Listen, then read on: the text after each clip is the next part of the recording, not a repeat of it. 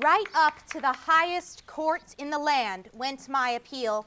Mrs. Ethel Mackenzie, wife of Mackenzie Gordon, sweet singer of ballads, that I be permitted my inalienable rights of citizenship as bestowed upon me by the male electors of California.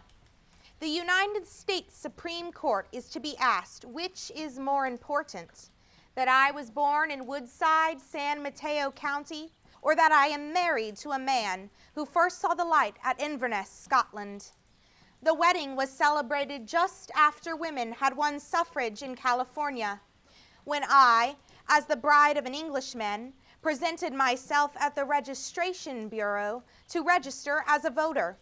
I was denied the right because it was declared that I was no longer a citizen of the United States, although I had been one until I became Mackenzie's wife. If they give us equal rights, really, it should mean that my husband, by marrying me, became an American citizen. If a foreign woman marries an American man, she can vote at once. Why should not the same apply to a foreign man? The California Supreme Court decided against me when I brought suit to compel the registrar to register me as an American citizen and denied me the right to register as a voter and therefore my right to suffrage. Why should a woman be expatriated when the sex is merely reversed? I was told it was the federal law. Well, the law is illegal and I'll prove it. I'll appeal to the courts. It is a principle of equal rights. Every woman will stand behind me in this. It is an outrage, this view of the law, and I'll fight it to a finish. There are 4 million women in the equal suffrage states, and many of these are doubtless in the same predicament as myself. I think it is a matter which should be sifted thoroughly and settled. It is just another fight for suffrage that I am making alone. Although my husband has expressed his willingness to forswear his allegiance to King George at any time for my sake, he has never become an American citizen because he never expected to remain in any one place. He took out his first citizenship papers when he was living in Arizona, but never followed it up. When the questions regarding my vote arose, he told me that to make me a citizen and give me a vote, he would take out his citizenship papers again.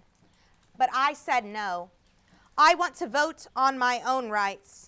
So in our household, there is only one American citizen, Mackenzie Gordon Jr., 5-month-old son, whose ballot is not worrying him at all. My mother would have the same standing I have were it not for the fact that my father is dead. She is an American, and he was an Englishman. Because she is a widow, she votes, while I, because my Scottish husband is alive, can have no voice in my country's affairs. They will not let me be naturalized either. I don't want to get the ballot through my husband's naturalization. He will do it for me, but many foreign husbands would not for their wives. It is the fight of this California suffragist to smash the law which deprives an American woman of the right to vote when she marries a foreigner, a fight which was carried to the United States Supreme Court. Thousands of California women who have married British subjects or subjects of other foreign nations will be affected by the outcome of this case. On this decision depends the question of whether they will be permitted to become voting citizens in spite of their foreign husbands. According to attorneys in the case, the decision will be as far-reaching and as historic as the famous Dred Scott case. That marriage in itself is not an act of expatriation, and that the Federal Expatriation Act of 1907 is unconstitutional are the assertions made in the briefs which we filed. I thought it is a matter which should be settled by an act of Congress, if it cannot be arranged any other way. I was cheered by practically every suffragist of California who all agreed that they would wait the outcome of my court fight, regarding it as a test case, before taking up a fight on their own accounts. I began my fight in the superior courts of California, and in 1913 I was defeated in the tribunal. Undaunted and still determined to secure citizenship rights, I carried my case to the Supreme Court. It is not only my fight, but the fight of every equal rights woman in the state. I built my case on the following principle.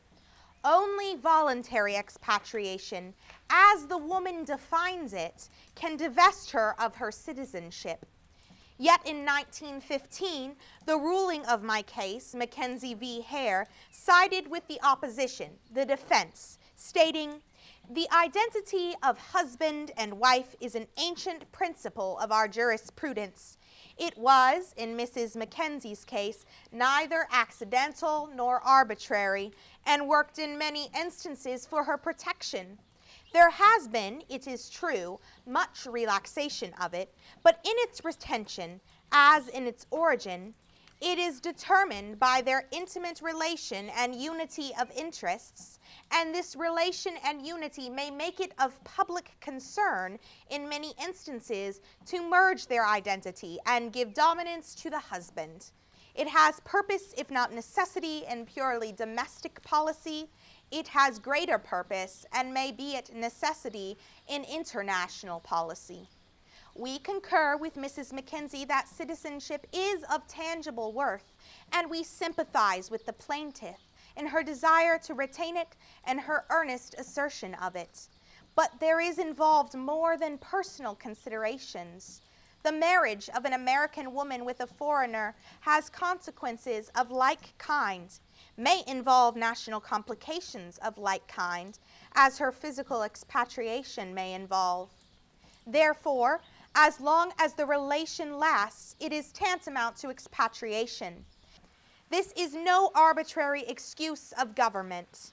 It is one which, regarding the international aspects, judicial opinion has taken for granted would not only be valid but demanded. It is the conception of the legislation under review that such an act may bring the government into embarrassments, and, may it be, into controversies. It is voluntary and distinctive as expatriation, and its consequence must be considered as elected. In the spring of 1916, my husband applied for U.S. citizenship. When his application was accepted, my citizenship and associated rights were automatically restored. However, it was not until 1922, 2 years after the ratification of the 19th Amendment, which granted women in America the right to vote, that the Cable Act was passed. This ensured that a woman citizen of the United States should not cease to be a citizen of the United States by reason of her marriage unless she makes a formal renunciation of her citizenship before a court having jurisdiction over the naturalization of aliens. In the end, I am glad that an injustice to woman has at last been recognized. By gradual unfoldment, women are winning equal rights with men. My fight was not brought for personal motives. It was a matter of principle for me. I feel that my fight was not in vain. Thank you.